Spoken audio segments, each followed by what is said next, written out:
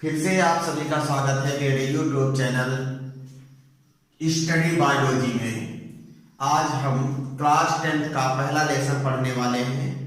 तो पहले लेसन की शुरुआत करने से पहले यदि मेरे चैनल को सब्सक्राइब नहीं किया तो सब्सक्राइब कर लीजिए और मेरे वीडियो को शुरू से लेकर अंत तक जरूर देखिएगा।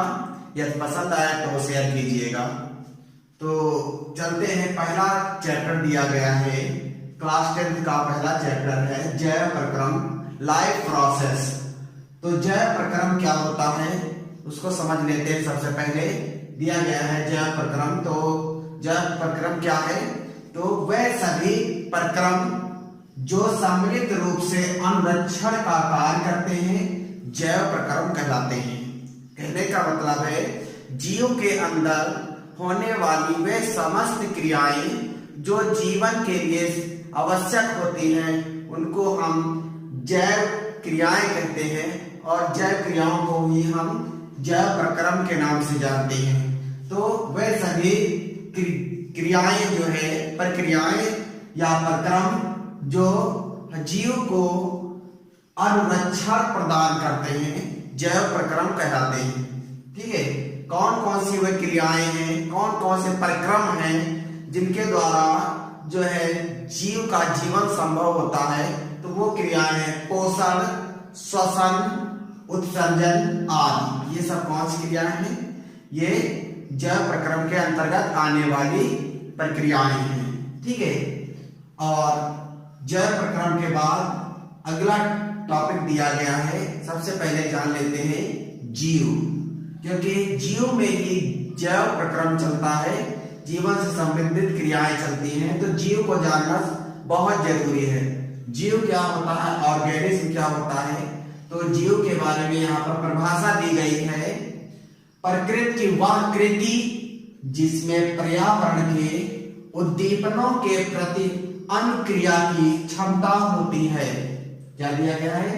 प्रकृति के द्वारा बनाई गई ऐसी कृति, ऐसी संरचना जिसमें पर्यावरण के उद्दीपनों, पर्यावरण के द्वारा दिए गए उद्दीपन, ताप, दाब, प्रकाश, ये सब क्या है? पर्यावरण के उद्दीपन है के प्रति अनुक्रिया, अर्थात जीव जैसा पर्यावरण का उद्दीपन होता है उसके अनुरूप अनुक्रिया करता है, क्रिया करता है। तो अनुक्रिया की जो क्षमता होती है उसको हम जीव कहते हैं। अर्थात जीव क्या है? जीव वह है ऐसी प्रकृति की कृति है, प्रकृति द्वारा बनाई गई वह संरचनाएं हैं जिसके द्वारा जीव किसी पर्यावरण में अपने आप को जीवित रख पाता है। ठीक है, और दूसरी परिभाषा में हम समझ सकते हैं जीव क्या है? वह पदार्थ जिसमें स्वप्रतिकृत, स्वनियमनकारी, विकासशील तंत्र के रूप में संवेदनशीलता तथा जनन की क्षमता होती है। तो क्या बताया गया है कि वह पदार्थ, जीव को एक पदार्थ मानते हैं जिसमें स्वप्रतिकृत, अपने जैसे रूप बनाने की क्षमता होती है, फोटोकॉपी बनाने की, अर्थात मनुष्य की जो संतान होती है मनुष्य की तरह, हाथी की संतान हाथी की तरह। ठीक है, तो इस तरह से प्रत्येक जीव की संतानें उन्हीं के अनुरूप बनती हैं। और स्वनियमनकारी, प्रत्येक जीव के अंदर होने वाली जो क्रियाएं हैं उसके स्वयं के द्वारा नियंत्रित होती हैं, तो स्वनियमनकारी होती हैं। अर्थात किसी जीव के अंदर होने वाली क्रियाएं किसी दूसरे के द्वारा नियंत्रित नहीं की जा सकती हैं। और अगला दिया गया है विकासशील तंत्र, अर्थात निरंतर विकास होता रहता है। अर्थात जीव का हमेशा विकास होता रहता है, चाहे वो शारीरिक विकास हो या मानसिक विकास हो या अन्य किसी प्रकार का विकास हो। एक विकासशील तंत्र होता है जीव, और उसमें क्या होती है? संवेदनशीलता तथा जनन की क्षमता होती है। अर्थात जीव में संवेदनशीलता होती। संवेदनशीलता किसे कहते हैं? जैसे कोई व्यक्ति रो रहा होता है तो हम भी दुखी हो जाते हैं, तो ये हमारे अंदर क्या है? संवेदनशीलता है। या ये कह सकते हैं कि जल में कहीं हम तालाब का जल लाते हैं तो उस पर जब हम प्रकाश मारते हैं, टॉर्च मारते हैं रात में, तो अमीबा जो होते हैं प्रकाश की ओर गति करने लगते हैं। तो इसका मतलब क्या है, अमीबा जो जीव है वो प्रकाश की ओर अनुक्रिया करता है या गति करता है या प्रकाश के प्रति संवेदनशील होता है। ठीक है। और तथा जनन की क्षमता, और जीव में क्या पाया जाता है, जीव जनन कर सकते हैं, अपनी जैसी संतानें उत्पन्न कर सकते हैं। ये हो गया जीव की विशेषताएं हो गई, जीव की परिभाषा हो गई। और उसके बाद सजीव किसे कहते हैं, लिविंग बीइंग्स क्या है। ठीक है, जीव और सजीव एक दूसरे के रूप में है, तो लेकिन इसको अलग डिफाइन किया जा सकता है। जीव क्या है, सजीव क्या है, जीव की संरचनात्मक एवं क्रियात्मक दशा को सजीव कहते हैं। क्या कहते हैं, सजीव कहते हैं।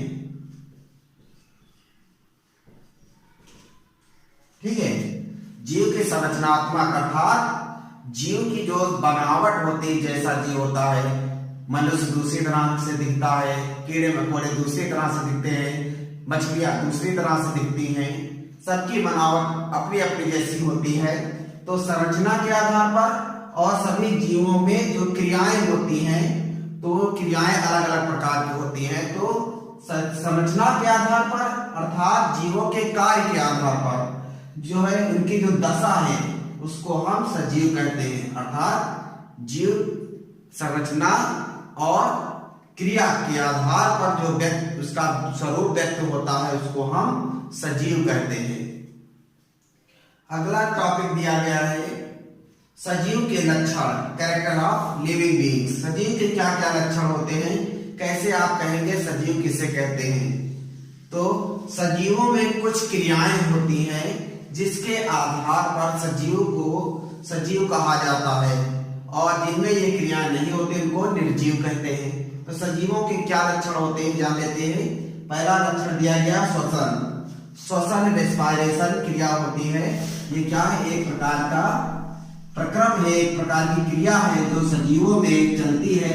और श्वसन में क्या होता है, श्वसन द्वारा जीवों में ऊर्जा का निर्माण होता है।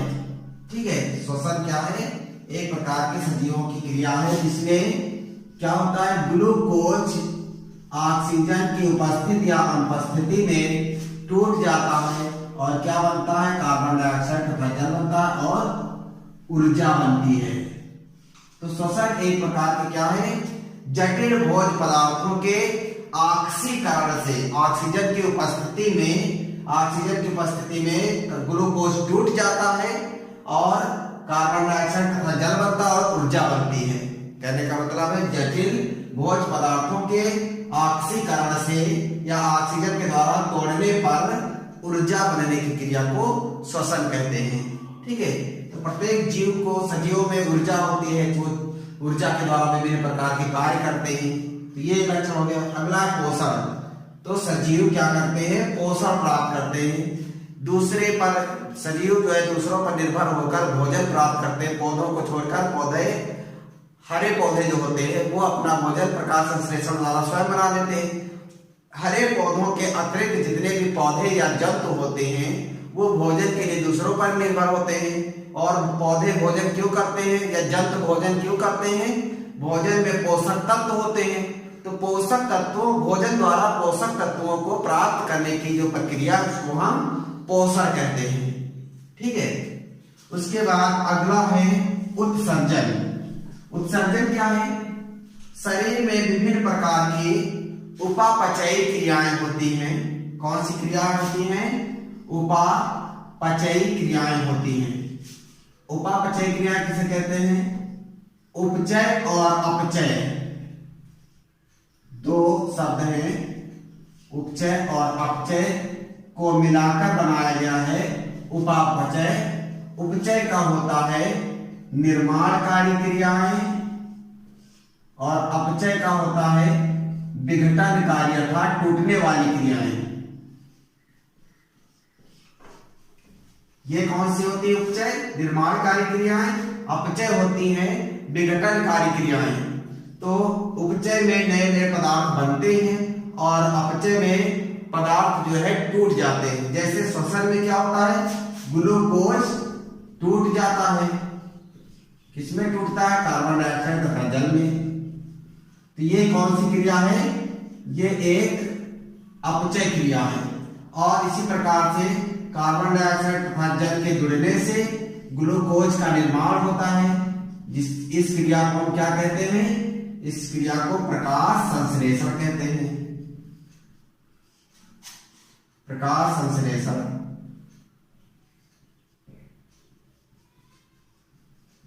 ठीक है, तो प्रकाश संश्लेषण कैसी क्रिया है?